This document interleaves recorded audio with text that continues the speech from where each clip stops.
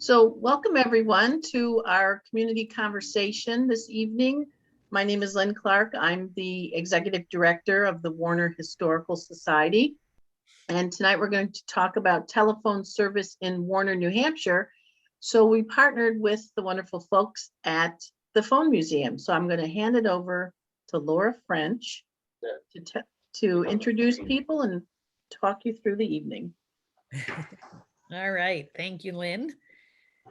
Before we start, if everybody could, except for Paul right now, could mute, that would be great. And that way we're not listening to any conversations that we might not want to be a party of. And thank you all for coming. We appreciate it. We've kind of had a good time putting this together. It's interesting to go back, especially being an MCT alumni. It's fun to go back and look and see how we got started with all of this. So the way it's going to work, Paul is going to just do a short little history lesson, as it were, just kind of give everybody an idea of where Merrimack County Telephone started and how it progressed.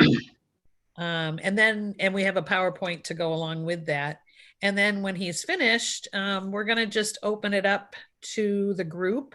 If anybody has any stories they want to share, or I know we have quite a few MCT alumni on here, so it's good to see them. And we have several of our board members, museum board members, which is always nice to see as well. So without further ado, as it says on the screen here, we have Paul Violet, who is Director Emeritus of the New Hampshire Telephone Museum and a retired telephone guy. So I'm going to hand it over to you. Okay, thank you, Laura, and welcome everybody. I'm doing this show from Myrtle Beach, South Carolina, as we wind our way south. So looks like we'll be able to cover it real well. All the connections seem to be good. So I'm going to start out we're zeroing in on Merrimack County Telephone Company and its history, early history. But before that began, the telephone, of course, was invented in the mid-1870s by Alexander Graham Bell. And he had an exclusive patent, which expired in 1892, 1893 timeframe.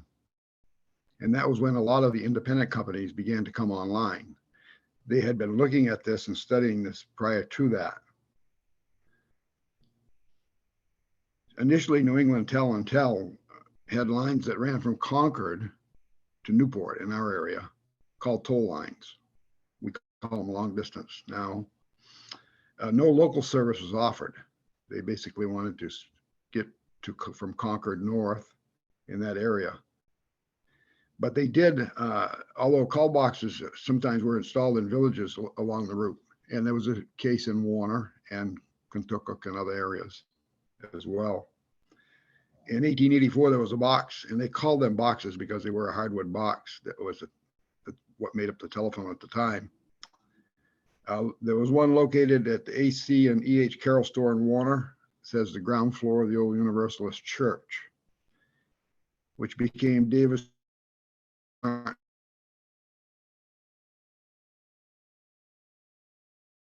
in 1894.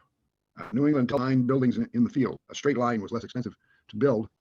And in many cases, they used the telegraphed right of way to install lines, poles and lines along that right of way, keeping their costs in shape. With the expiration of the patent in 1893 and 94, independent companies began to organize and operate in many areas of the US, especially in the Northeast and Mid-Eastern states, high population areas, and it was where it all started in Boston with Bell's invention. Subscription papers. In the spring of 1896, several Bradford and Sutton businessmen got together to discuss plans for providing local telephone service within and between these communities. Early incorporators of Merrimack County Telephone Company were Milton Wadley, Charles Parks, George Wells, H.R. Chadwick, John Keyser, Fred Choate, and Harry Marshall, which you can see on the screen there. So Merrimack County Telephone Company was organized on May 20th, 1896 with filings to the next New Hampshire Secretary's office. Serving to London and Newbury were also added to the filing. The original officers, Charles Parks, was prominent in that area. He was 43 years old and a driving force behind the company. He was president of the company from 1896 till 1903. When he died, he was a civil engineer with an office in Boston, and he was really into the telephone business. He started the Bradford Telephone Manufacturing Company in the late 1890s and the Rand & Cheney Company of Bradford, which made wooden telephone boxes, of which we have about 8 of them in our collection. And they are very, very rare because when he died in 1903, I'm told anyway, that that the company died with him. So they no longer produce those phones anymore. And we received some in our collection that we found in California and other places as well through various means and added them to our collection. Milton Wadley was 57 and treasurer of the company, and he was a successful farmer and lumberman living on Wadley Hill in North Sutton. He was also a dealer in lumber, land, and buildings. George Wells, 47, became clerk, South Sutton. The first lines in Bradford on Main Street, they had applied to the selectmen for permission to put in poles and lines in those areas, which they did. And they named the roads in those areas too, as you can see in some of those on the slide, which areas were first naturally were the main streets and the immediate side streets, and then later on out into the country. In Sutton, the new stage road, so-called, from Bradford to Sutton, beginning at the Newburytown line and extending as far as the post office in South Sutton.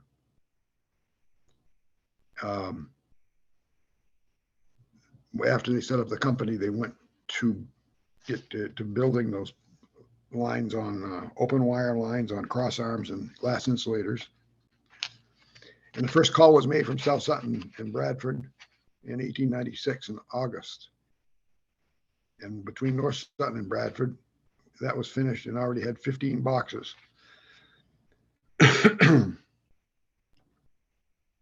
Then they went to petition Warner, and they went to the selectmen to build the Warner line. The main road through the village to Melvin Mills, Roby, Corner, Waterloo, Warner, and Lower Village, and Davisville. Also other areas like the residence of N.G. Ordway and to the house of John H. Dowling. Bagley Bridge over to Schoodic District to the Webster Town line. So they built quite an area on Warner at that time, or applied for it anyway. Of course, it took them a while to build it.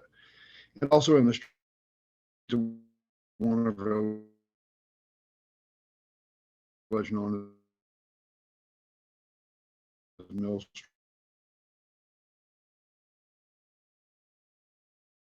Street, Street, or Sergeant Geneva. Other things that we're looking at the history and things that were recorded, wrote 100 years of MC 95 area.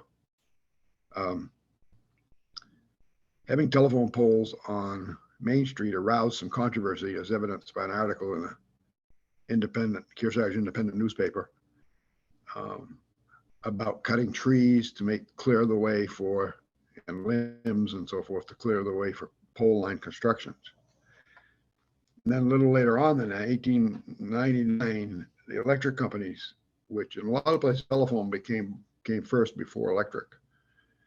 Electric companies then were allowed to construct lines on streets and roads in areas, and Warner was one of them.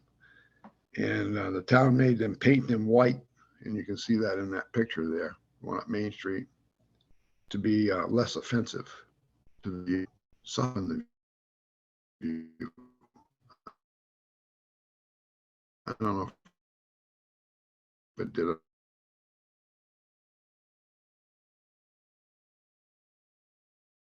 or not. first switchboard house,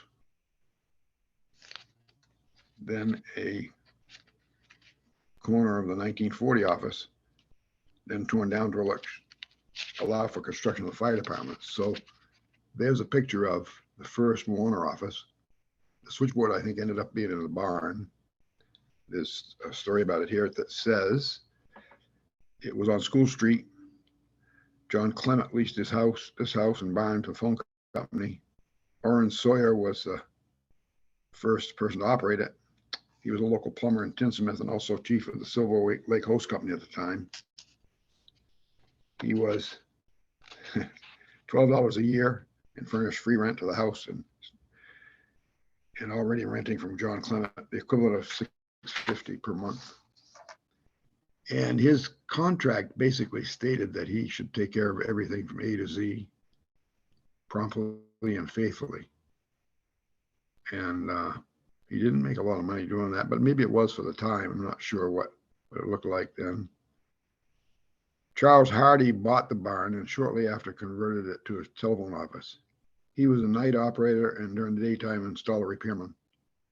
Mr. Hardy acquired a majority of the telephone company stock in the early 1900s and was manager until his death in 1920, when the switchboard remained in this location until 1940, when it was moved across the street to the building on Main Street, which was, we know it as Shirley Sharple's place. And the telephone office was in that location from 1940 until 61 in December, when we converted to Dial and built a building across the street. Alice Brown was one of the operators. She rented the house on Main Street and was the nighttime operator for a number of years. During the day, other women would come to the house to operate the switchboard. What you're seeing, of course, on the screen is the one that came after that and was built across the street. Actually, that wasn't the one that was built at the time. This is the second or third building there, and it's still there today.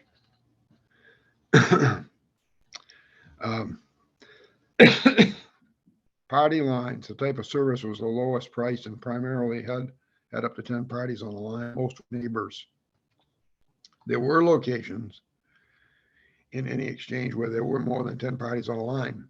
Not many, but they did exist. My grandfather told me, my dog is speaking.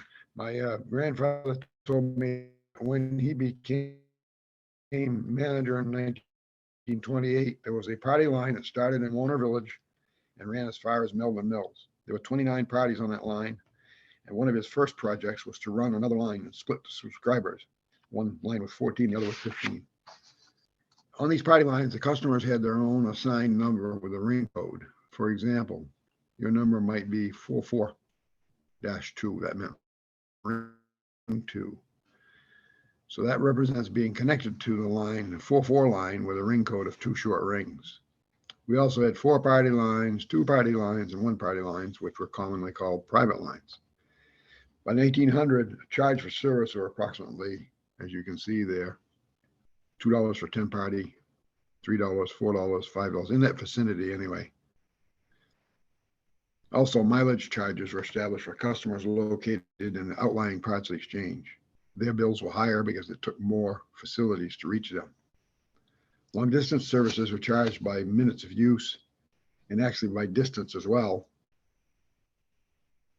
incurred for each call made.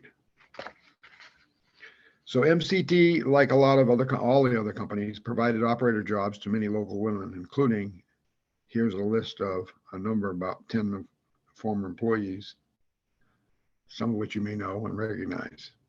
I see my grandmother there is in the first picture. And it was a great part-time job for young ladies listed on the slide. Sylvia Burbank made a $11 as shown here on her paycheck.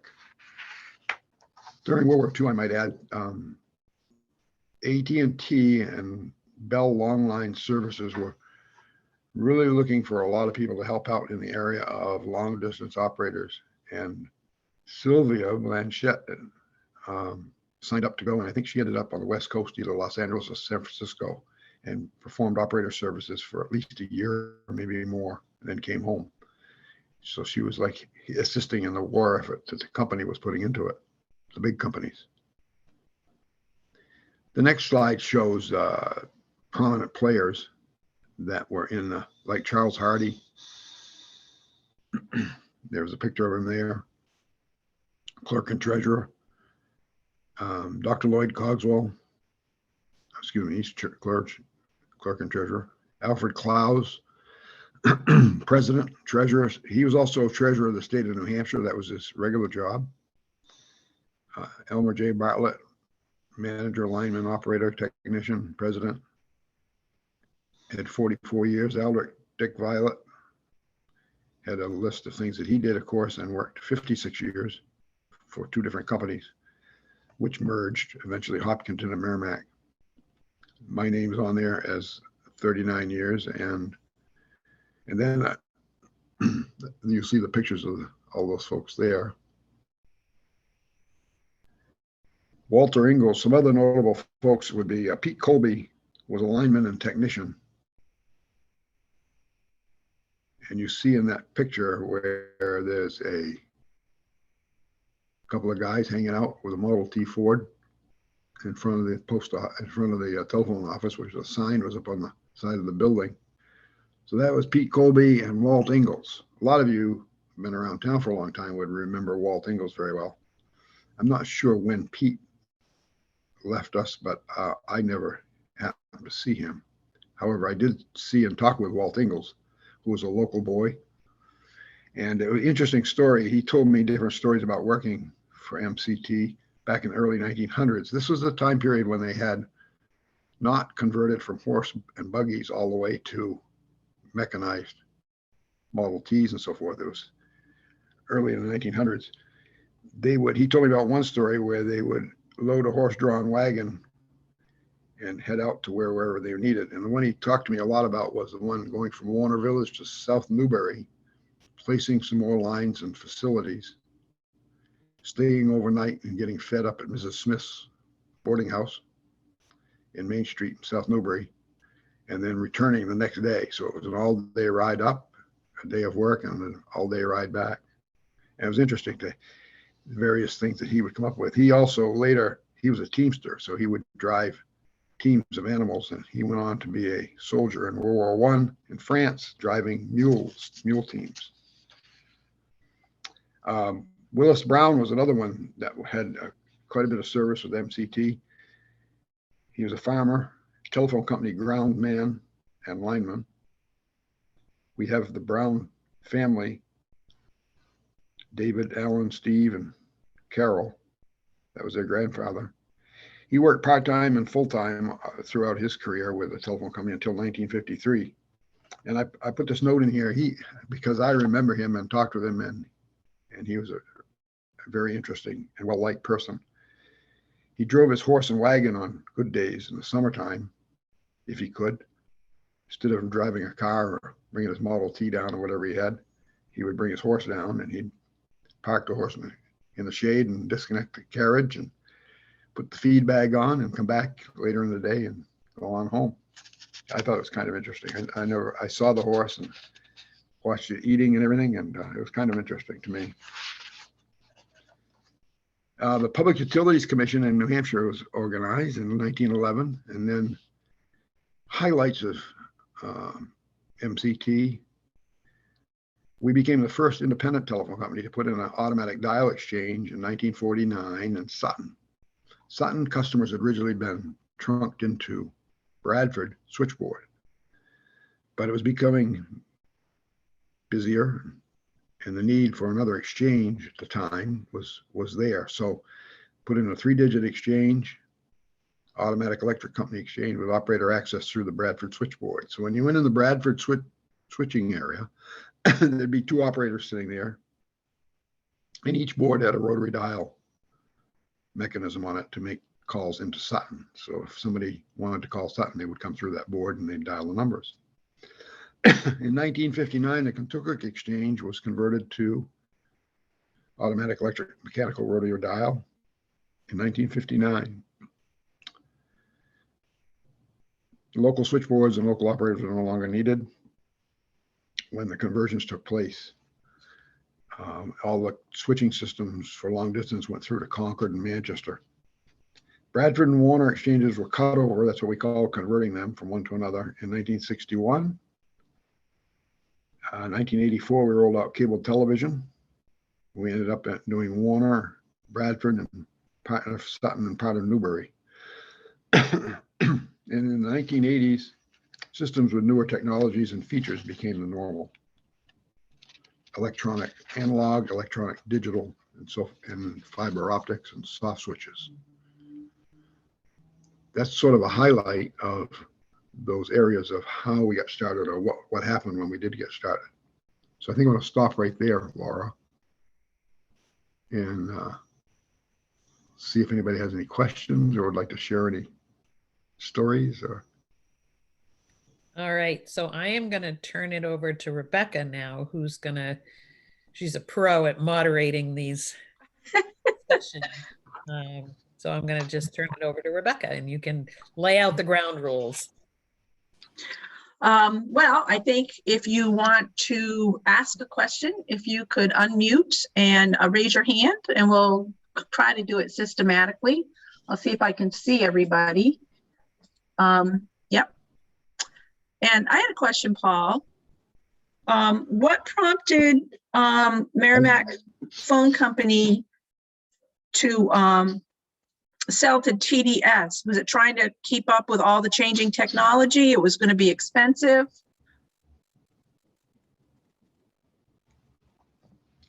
yes, a lot of it was, those are two of the things, it was expensive, and being a highly regulated utility, we had certain things, rules we had to follow and so forth. And as things changed, it appeared that there wasn't going to be the opportunities that might have been there at the time. So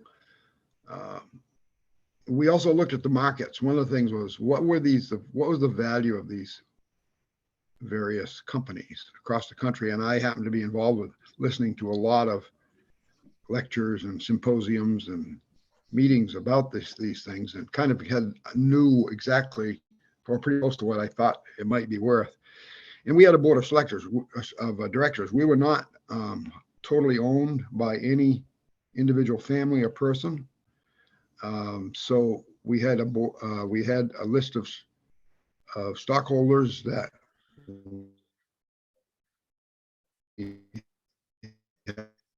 had to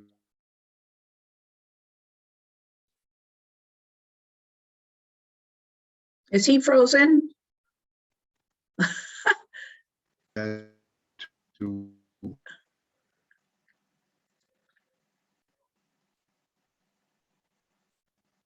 He definitely has an issue going on there. Well, we can jump in. I think I see some former employees. Ed, could you talk about when you started at the Merrimack Phone Company? history, but we got most value for the directors and feel that we could Paul's back. would be doing the right job if we didn't take advantage of that opportunity. Okay. I just asked Ed when he started at the phone company. That seemed clear enough, Rebecca? Yes. Yeah, Rebecca, I started in the summer of Eddie's on mute. 1971. Am I on mute, Becky? Can you hear me? Yes. Okay.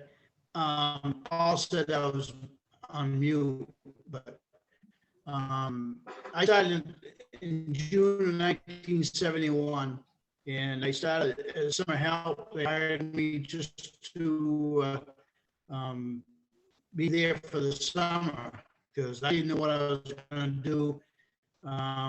So I worked for the summer, and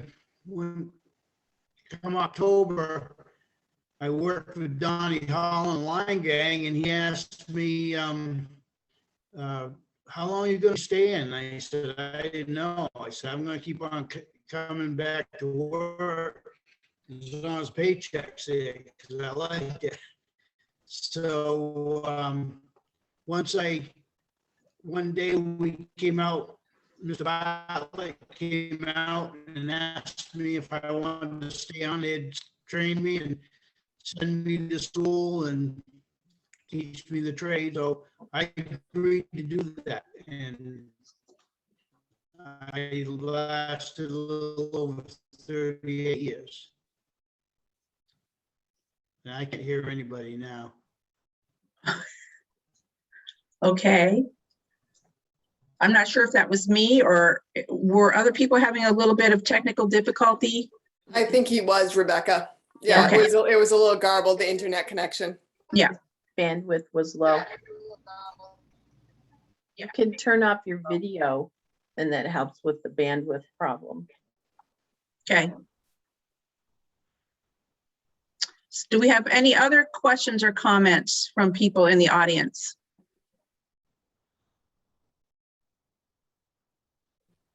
Okay, I'll pick on people. Steve Hall, you've been an employee for a long time. Did you start work right out of high school? No, I did not. I started in March of 1978, and I worked through that summer. And then in September, I decided I was going to go back to work for myself at doing construction work. And then I was doing that. I went back to do that again for about a month or so. And then I came back to Paul and I said, geez, I think I'd like my old job back. And he said, well, that's not a problem. We can bring you back, but you're not going to be able to do the same thing that you were doing before. And I said, well, that's okay. So I went back with the phone company and then I ended up actually working for Hopkins Telephone. But when I started, I was at MCT. And Paul can tell you all the logistics there, but right after I started, I think that was in '78 that you merged MCT and Kentucky Telephone. Anyway, they all went into MCT. But anyway, so I started in Warner, working with Eddie and Jimmy Gilman and Gordon Craigie. We were doing installs and. But prior to that, when I came back, I went to work down in Hopkins, Kentucky. So and I ended up going on a line crew, and then worked my way up through. So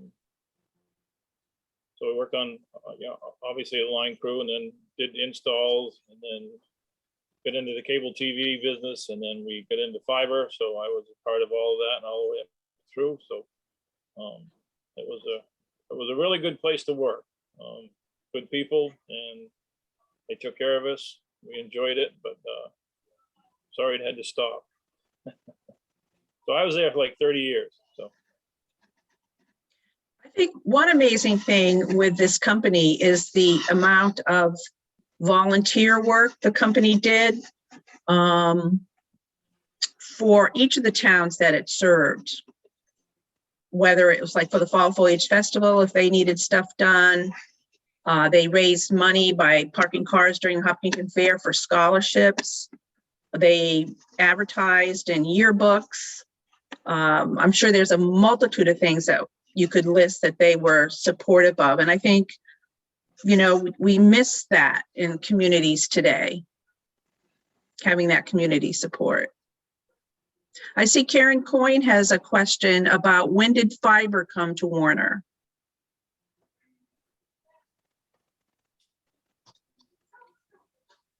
Who would like to answer that question? Paul? Paul, you got to unmute. He was having a hard time hearing us, and so he left and came back. Oh, now he can answer. Can you hear me now? Yeah, so the question was, when did fiber optics come in? Well, the company was from Kentucky to Manchester, and in 1985, fiber optics for long distance services. Mhm. Warner probably came a little after that to tie our various central office switching systems together. Okay, does that answer your question, Karen? We'll wait for her to respond, I think. Yes, it does. Okay. Doug Hatfield, you've been on the board of directors for a long time. Do you want to talk about how you became involved with the phone company oh so long ago?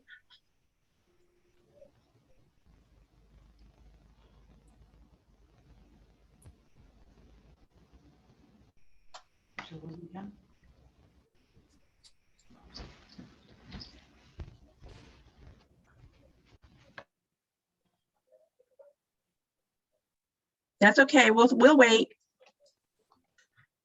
Okay.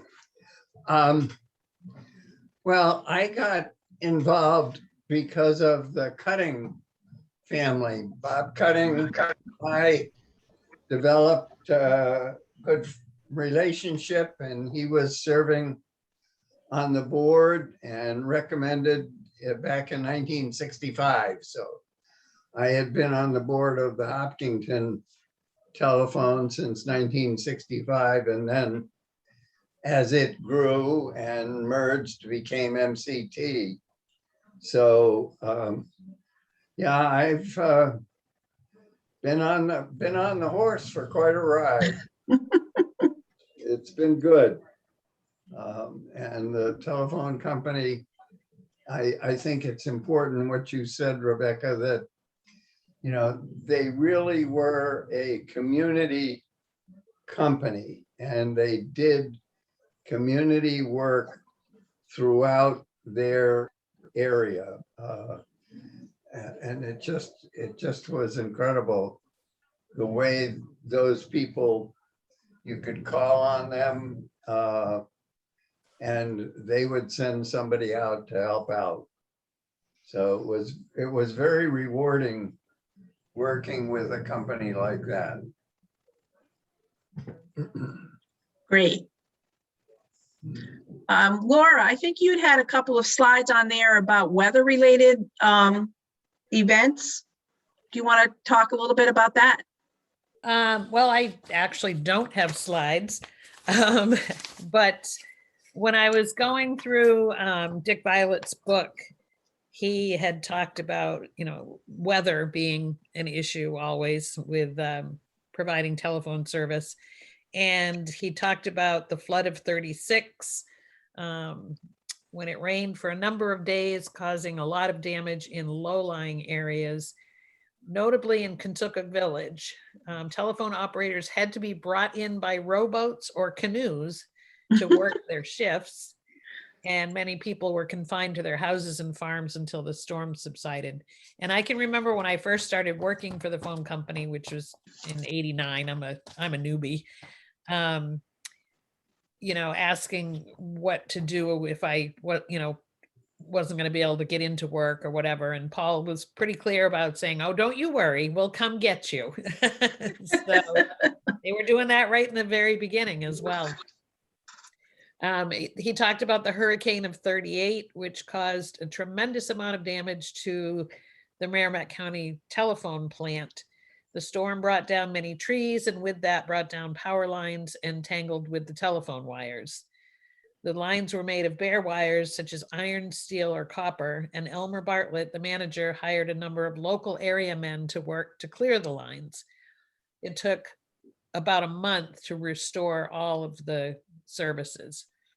And that's one thing that we talk about at the museum a lot of times is, you know, often when you lose power, you don't lose your telephone service because your telephones are powered by a separate power source. But when you have a hurricane that's, you know, completely obliterating the plant, then you do lose it. He talked about a 1952 snowstorm when the New Hampshire Department of Transportation came in with large rotary plows to help clear the highways. Mailboxes, signs, signposts, and almost anything went flying into the air. Not many individually owned trucks with plows were around or available. We used what we had: a strong back, snow shovels, a snow scoop, and coarse brooms. So weather was always something. And I know when I worked there, and I don't remember the exact years, but I can remember a couple of ice storms that Mm, had our guys working around the clock. So it yeah, was, you had to be very dedicated to the job for sure. absolutely. Does anybody have, oh, go ahead. Rebecca, Paul just mentioned in passing the creation of the television station. We were one of the few independent companies to own a television station, and that was a pretty significant step out of the box for a company like ours. I want to discuss that in further detail. The cable television, I think. you mean. Cable, yeah. Paul, do you want to unmute and talk about that? He's in a hotel, so he's got horrible connection, I would say. Yeah, Can you hear me now? yeah, Yeah. So yeah, in the early 1980s, as the role of and or whatever, the deregulation of a lot of different services came out or were coming about from the national level. A lot of the independents belong to a number of associations. We talk to each other all across the country a lot. Some of the companies looked at and went to building cable television systems. And at the time in Warner, for example, I use this example, you could get one channel 9. A lot of places you might get channel 4 or 5. 7 was always very weak, and you couldn't get any channels like 38 or 25 at all. And when we put in cable, built the cable system and put it in, people went from that situation to 35 solid crystal clear channels in one with a stroke of a wrench on connecting them to the system. So they're surprised, and it was a good system. It worked and expanded into other areas. There were other cable television companies that also served and got into the Kentucky area. So we didn't have that area of the franchise, but we did in Warner and other towns. was there competition And we between the utilized all the different? same personnel for both services. So all of the linemen did the line work, placing facilities, and the cable spliced it. And central office technicians worked on the technical parts of it. Everybody retrained into a whole new type of service, broadband service. And I think we did a great job and did very well with it. Very proud of that. All the work that all of our people put to learning those systems and how they worked and how to maintain them. And there's guys on it I can see on here right now, like Steve Hall and Don Hall and Ed Raymond, for example, who were a part of that, putting all those facilities together. Was there a lot of competition between the independent companies?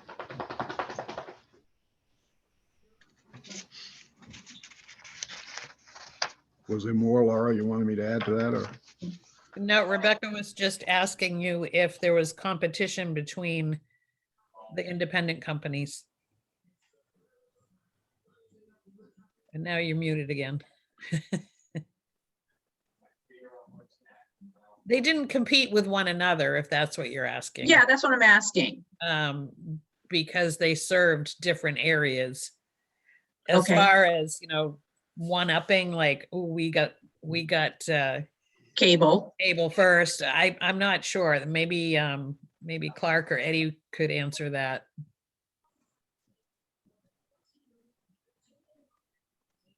Or not.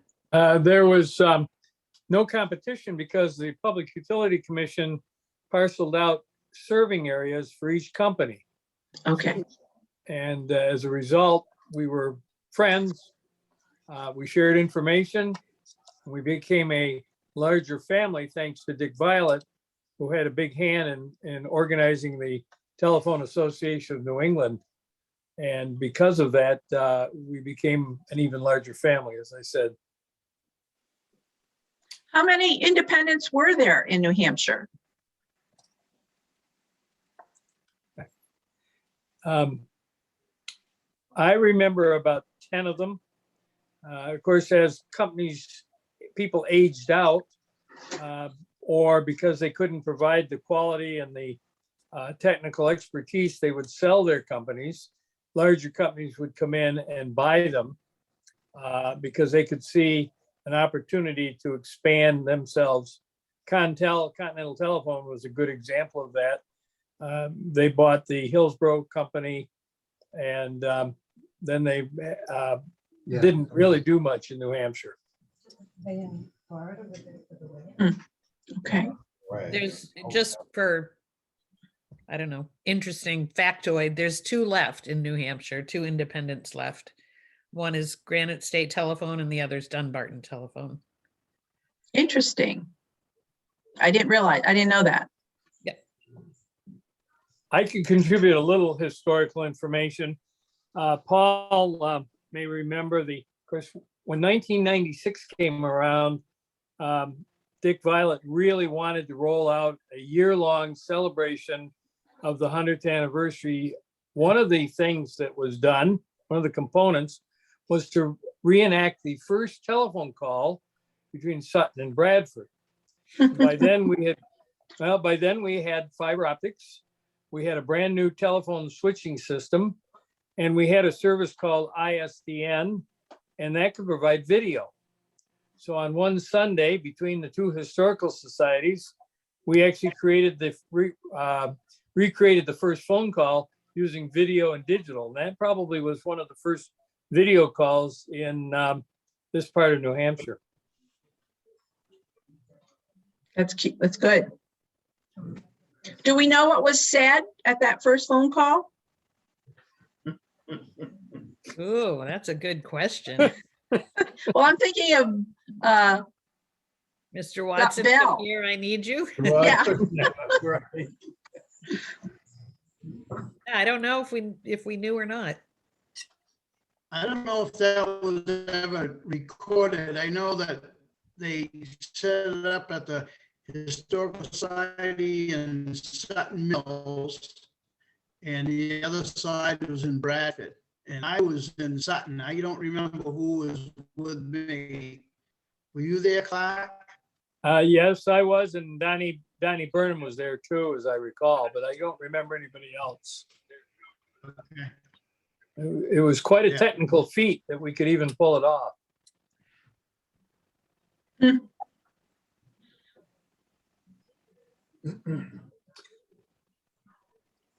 Well, I always like the story of the operator, being on Main Street and being able to look out the window. And I guess the famous story is, somebody calling for Dr. Putnam, and she could tell that he was not home at that particular time. But, they would let people know if well, I guess they did that with the fire department. If a team had won a state tournament, that was big news. Yeah, I think Bruce Ellsworth, you need to unmute, Bruce. Yeah, I did. Yeah. I'll offer a sidelight to that, Rebecca. When I went to UNH in 1956, we had no rotary dial in Warner, and so I had no knowledge of rotary dial. But at UNH, I decided to call home one day, and I wanted to call my dad up at the mill. And so the operator came on, and I said, I'd like Warner 88. And the operator, wherever she was, said, 88 what? And I said, it's 88. Well, somehow she came through, and she came through the Concord and got to Warner. And Paul's grandmother was on the line at that point. I never told anyone who I was, but she knew a call had come in from UNH. And so I heard Abby's voice come on, and she said, "Are you looking for your father?" And I said, yes. Well, she said, he's not at the mill, he's up at the garage. I'll call him there. Okay, you could look out the window and see up at the Ford garage and at Mac Hollis. And she saw Dad's pickup up there. And so she connected me with no problems. That's great. Oh. Any other stories? Yeah, I would say, this is Paul, I would say that certainly the fire department, they had special things that they handled for the fire department through the switchboard. They could, depending on the type of call, they acted as a dispatcher to get the thing rolling. They could plug in 3 or 4 switchboard cords to individual firefighters' lines and just pull all the switches at once and let us ring steady. And not all the time would they give them the message necessarily, where just that they needed to report to the firehouse and go from there. There were a number of different ways they did that anyway. Some of the firefighters were on party lines, but if they got a fire call, it would be a steady ring. And they were always there, because I remember Morris Randall, the fire chief, for a number of years, talked about different places that had structure fires. And if he could see a fire and flames glowing in the air, he would pull into the nearest house and make a call back to the operator, so she would dispatch more help from other towns like Bradford or adjoining towns. So they found a way to make it work. Yeah. For no matter what the technology was, they had a plan and they made it work.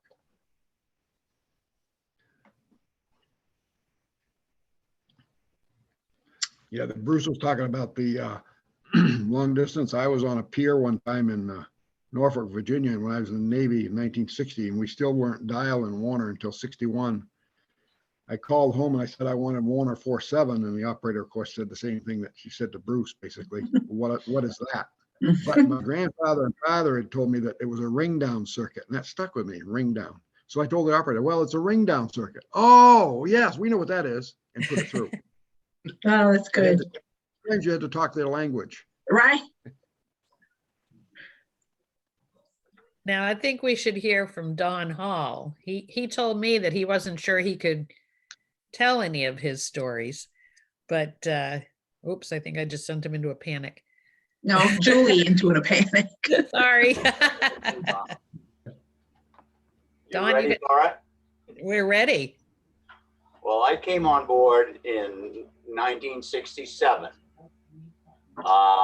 It was kind of an unfortunate thing, but I had moved back to Warner from Concord, and a gentleman had hurt himself at the telephone company. And so in October, I believe it was, I was approached by one of the Cogswell fellows, and we struck up a conversation, and subsequently I became an employee of the Merrimack County Telephone Company. But one of my most memorable moments, I think, was it's another fellow that works there, Bill Boomhauer, who since passed away. He and I were sent out Christmas Eve night, and we had a very wet, heavy snowstorm, and we went up to the corner of Mason Hill and Burnt Hill. There was a junction pole right there in the intersection, and we stood there, and Bill had climbed the pole and was doing some testing. We had open wire back then. We didn't have cable. So Bill was doing some testing, and all of a sudden we heard a bang. And the next thing was I looked up, and Bill Boomhauer was surrounded by fire. Oh. And I stood there, and I heard something go thump into the snowbank. And I proceeded to see Bill get up out of the snowbank with fire in the center of his jacket. And he was beating himself to try to get the fire out. And what had happened was that somewhere up towards Burnt Hill, the power lines had come down. Of course, we didn't know it, and come into that hole and lit everything up. And I went home that night, being Christmas Eve, and had to explain to my wife what had happened. And she said, "Are you sure you want to be a telephone man?" And I said, "Well, it probably does come with its hazards. But nevertheless, as Steve Hall said, it was a great company. There were the people that worked there were great. We had a lot of laughs and a lot of good times.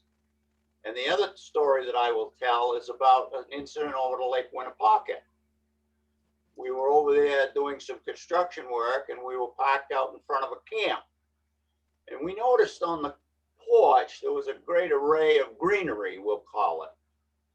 So like anything, you know, you get a little nosy. So you start walking over and you look and you think, my gosh, what is all this stuff anyways? Then you look at these little things and it says Havana Gold, Cuban Red. And we said, what the heck is that, you know? Oh, it must be marijuana. So we kind of all stepped back and said, this is going to be interesting. So we notified the local authorities. They came over. We dressed the policeman up as a telephone employee. He went up in the bucket, took pictures. Subsequently, the person that owned all of this little stuff came back home and he was arrested and we did our civic duty. Oh my God. That is really funny. Oh, there's a lot more. I'm sure I'm all ears.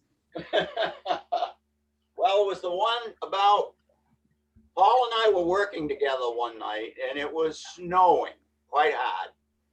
And so we were sent to the ends of the earth up on Roe Mountain in Bradford. Ooh, yeah. And like the fella says, you can't get there from here. Well, we got up there and it was open wire naturally, and we were looking for the line that was shorted out. So we had quite a time getting up there, but Paul said to me, okay, Don, now here's what we're going to do. And this thing went out through the woods. It wasn't beside the road. It was out in the woods. So Paul said to me, okay, you take this hand light and a set of sticks and I'll meet you at the other end. He didn't say when, but he said, I'll meet you at the other end.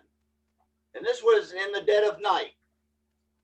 So I said, okay, I'll do my duties. So I started out.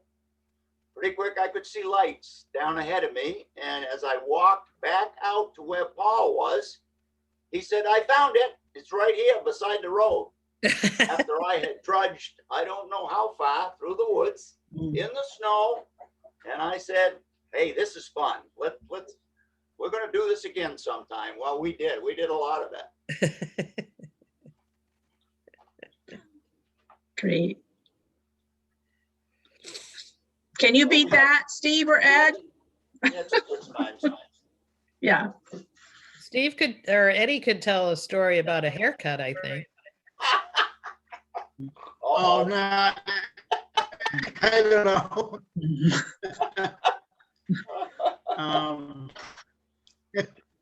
Or not. I could own the phone company right now, really. Oh, no, but yeah, back in the early days in the 70s, you know, a bunch of us used to grow our hair longer. And of course, I was on the line crew with Gordon Craigie and Dick Cutting, and Paul was there too. And they kept on threatening about cutting my hair some afternoon and getting me. Well, of course, I get running my mouth, figured that they never could catch me. And I make a long story short, I was running through the covered bridge because it wouldn't let me get on the line truck. And unbeknownst to me, Gordon came up on the back of the line truck and grabbed me right by the old bowling alley, and they knocked me down. And all the guys there, I figured Paul or Cat would cut my hair, but Gordon Craigie did, and I never forgiven him for that. I'd known him all my life, but they cut a chunk of hair right out of the front of my face, and so I had to go down to Raymond's barber shop in Concord, and the guys looked at me, and I'd been cutting my hair there since I was in 7th grade. And they said, what happened? I told them. and they laughed. And I said, well, can you make it straightened out? Well, they gave me a real good haircut. And to the point where Paul went by and I was sitting up against the garage at the phone company the next morning, and he didn't know who I was. He thought I was my young brother. I mean, I was highly recognizable, you know, but yeah, that was some, it was a lot of fun. Like these other guys have said, you couldn't ask for a better company. Unfortunately, that's what I made my career of. I worked in different garages around, you know, in golf courses, washing dishes in a number of different places. And that place there, it was fun to work there. It really was. And you got a lot of work done, a lot of serious work done. And we gave good service, real good service, which I think today that you don't find that in anyone business really. So that's my 2 cents. And I'm not saying any more stories. Okay. You go ahead, Steve. Try it. Did that come through, Rebecca? Yeah, I'm gonna throw a couple things out here, I guess. One of them was that when I went to work for the phone company, Did that come through, Rebecca? Well, you were a little garbled, but Steve's going to take over for you and tell a story. so when I went to work for the phone company, Paul used to call me Mutual Aid Hall, and the reason was that, again, this is community orientated, but whenever there was a fire or anything, we all would drop what we were doing and run off and do whatever we could. Donnie could attest to that, as well as Paul. Paul was chief, and Donnie was R3 back then, and we were all involved. But Paul would call me Mutual Aid Hall, and that was because I lived in Sutton. I was still in the Newbury Fire Department, but I fought fires in Warner, so he got a big kick out of that anyways. So a couple of other things too, the cable TV system, that when it was installed and we worked our way up through, obviously we started in Warner, went to Bradford, and ended up to Sutton and then Newbury. But at its time, that was the most sophisticated system that was available at that point. So we had a 52 cascade system, meaning 52 of those boxes in line from Warner at our head end up on Torrey Hill to Blodgett's Landing in Newbury, and 52 of those boxes, they averaged around 2,500 feet per unit. And I'll tell you what, that was a bear trying to keep that lined up. We'd have to do that every year to go alignment. And as Paul said, you know, people went from like 2 or 3 channels to like 35 channels, and it was pretty awesome. But it was a challenge to do that. But one other thing too, I'm going to say is that the company was very good at volunteering or offering help in any way. And one of the particular ones that I can remember is that they donated I believe it was a 50-foot pole to the Veterans Cemetery down in Boscoin. Mm. And after that, we went down and set the pole, and they were going to put speakers on it so that they could play taps and everybody around could hear that, obviously. But so we ended up doing that. Well, I don't know how they pulled it off, but somehow the Violets, I don't know if it was Paul or Dick or someone, but we ended up going down to Pease one day and getting a ride in a KC-135, which is a refueling jet that takes off from Pease. And we were out flying around over New York, and we were ready to head back because they hadn't had any candidates to come in to fuel up. And all of a sudden, as we're headed back, the pilot says, "Oh, hang on, guys, we've got a couple coming in." And sure enough, there were 2 F-16 jets that came in behind us and fueled up. That was quite an experience, I'll tell you, to watch those guys do that. But that was pretty good. So that's just kind of an overview of, you know, some of the stuff that we did. But again, you know, I think they've all reiterated on this, but service was one of the big things for that company, that we had people on call 24 hours a day, 7 days a week, 365 days a year. And if anybody had problems, they'd call. I mean, we'd have calls at night where someone was the mother was trying to call the son or something, and he was a doctor, and she knew he must be home. So we go out and look, and sure enough, his phone was off the hook or something like that. But we do stuff like that just to help out the community. But there was never any balking about going out and doing that stuff. It was a challenge, but we never had any issues doing that. That was part of the job, and I think people enjoyed that, and they respected that. So, but anyway, I'll shut up. So We missed that. yes, I do miss that. Steve should tell the story of setting poles with oxen. Oh, Yeah. right. Yeah. Yeah, well, Ally Mock had oxen, and we were up at Duck Pond, and we didn't have any means of getting the poles, and it was a cross-country piece that was going kind of parallel with the road, but it was out through the woods. I don't remember the years. It was like in the mid to late 80s or something like that. So anyway, we hired Ally to go up with his oxen and pull the poles in, and we had to dig the holes by hand and stuff. And a couple of them we could reach from the road with a digger, but we couldn't set them. So we ended up doing that. And I forget, it was like 4 or 5 poles or something. We were out in the shunt out there, set the poles, and yeah, had to pull them in by oxen. So that was pretty neat. Yeah, That was Amos and Andy. I believe it was. Yeah, I believe it was.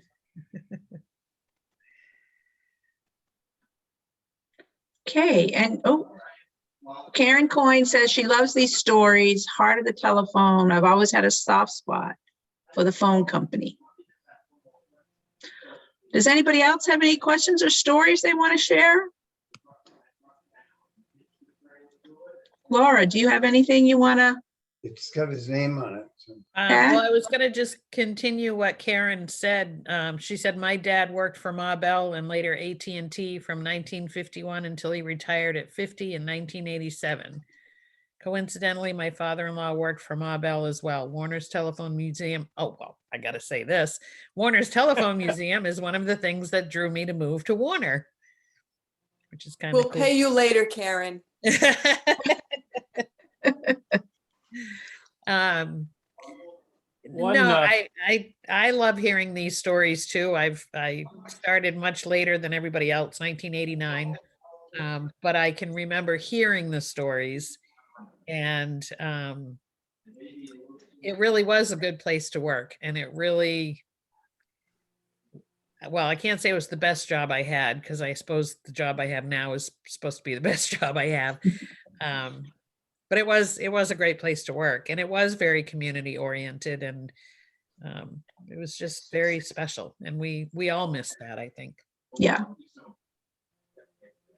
One story I'd like to hear again was one that Eddie was involved in, and it had to do with rocks in a frozen pond. Eddie, could you try shutting off your video part and maybe the voice will come through better? Well, I tried. What was that with the frozen, putting a guy in, Clark? Is that what you said? It said you weren't you involved in rocks on a frozen pond, and yeah, people were trying to. Yeah, that was we were running telephone cable up through to East Washington Road up in Bradford Center. It was late October, November. I don't remember what, but it was cold enough so the ponds were starting to skim over the ice.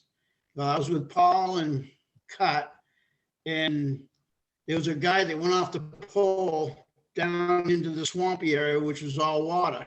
And of course, they had to have a setup and put on. So Cut went up the pole and he put the guy on, and Paul says, "Here you go. You need to go and break that ice out and put the clamp on, and then Cut will tighten it up from down there, from up there." I said, okay. So I got out there, and next thing I know, there's rocks in the stone wall I had to cross to get to the water, landing on both sides of me. And I'm laying out on my stomach because the ice was so thin. And it was Paul and Cut throwing rocks at me to try to have me go through the ice.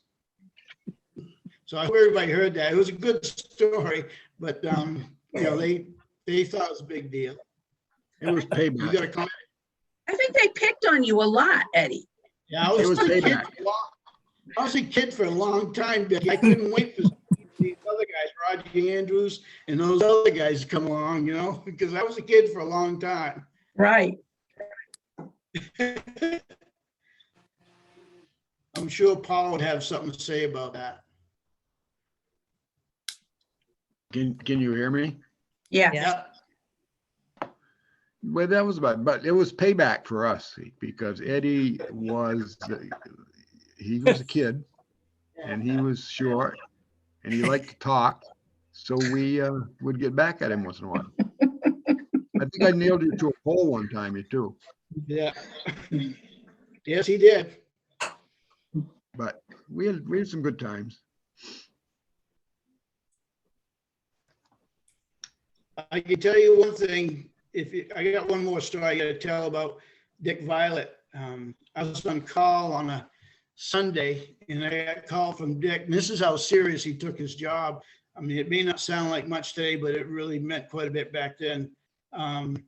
He had got called by a Concord operator to get a hold of a person up in Sutton, just north of Sutton Mills on 114.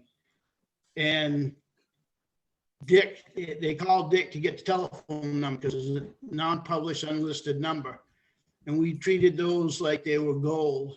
And so Dick told me that there was a death in the family and I needed to go up and hand this handwritten note from Dick to this gentleman to call this number in Massachusetts. So, I was new to the company and I asked why, why don't you just call him, Dick? You've got the number. He says, that man pays $1 extra a month to keep that number unlisted, and even I can't call that. So I went up and I, explained to the person I was here to give you this note to call this number. There's been an emergency, and that's all I told them. And I came back and I just things that meant quite a bit. And for $1 a month, I mean, Dick could have changed the number, given him a new one. But I mean, Dick really, he did the right thing, and that's, I guess that's how I always looked at my job, is doing it right the first time and not have to do it over again. Mm. Thank you. You're welcome.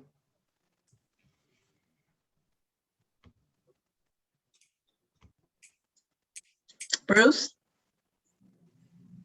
This evening, you asked if there was competition between the independent companies, and I think we heard from Clark particularly that there was not.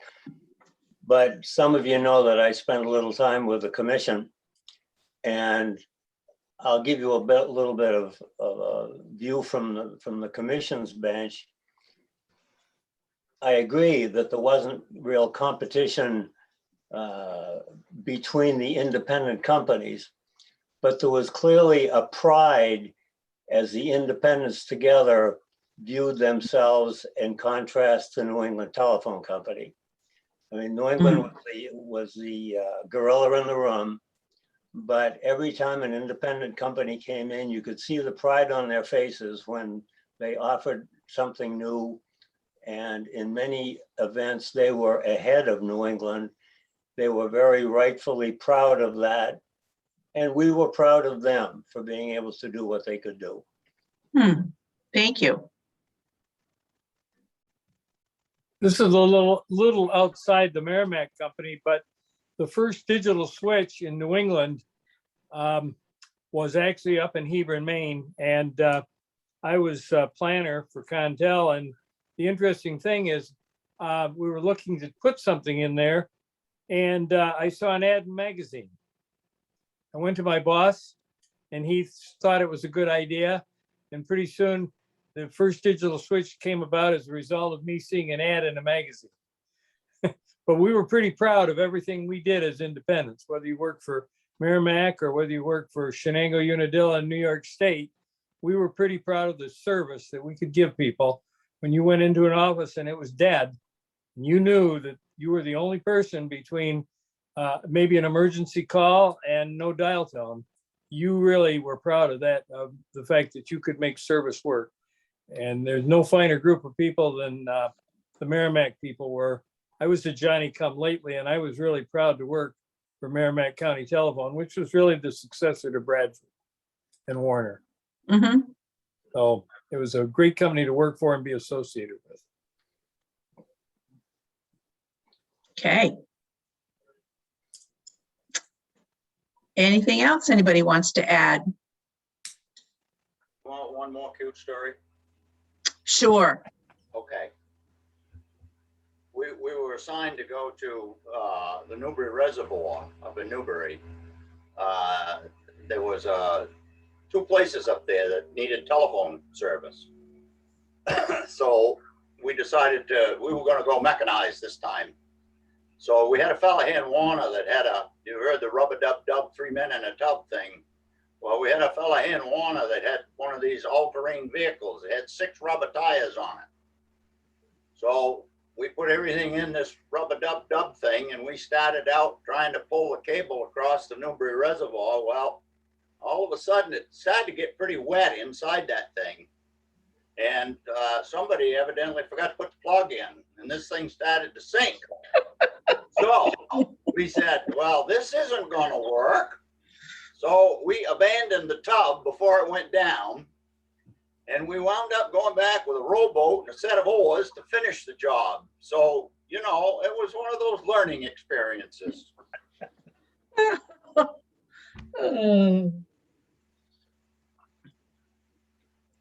Thank you. Well, our thanks to Paul. Yes.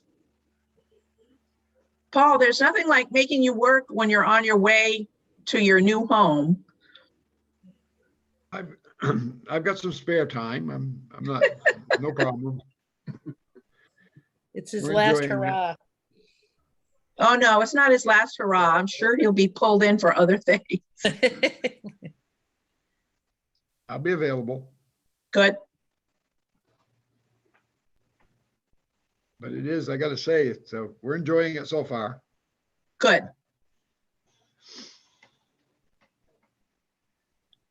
Anything else? So this has been great. I think we've all learned a lot. And now it's recorded for posterity. Thank you, Rebecca. You're welcome. Thank you. Thank you, Thank you. Laura. Thank you, Paul. Well, thank you for pulling it all together, and hopefully we'll have an MCT reunion soon and get even more stories pulled together. I think it would be a great exhibit, Laura. I do too. That would be a great exhibit. Yep. Stories from the past. Yeah, we only touched. Everybody looks at Graham, right? Everybody looks at Graham. She writes that stuff. I'm the oddball. Never worked a day in the industry. This is a tough one. All right. Okay. Night. Thank Good you. night. Thank you all. Thank you.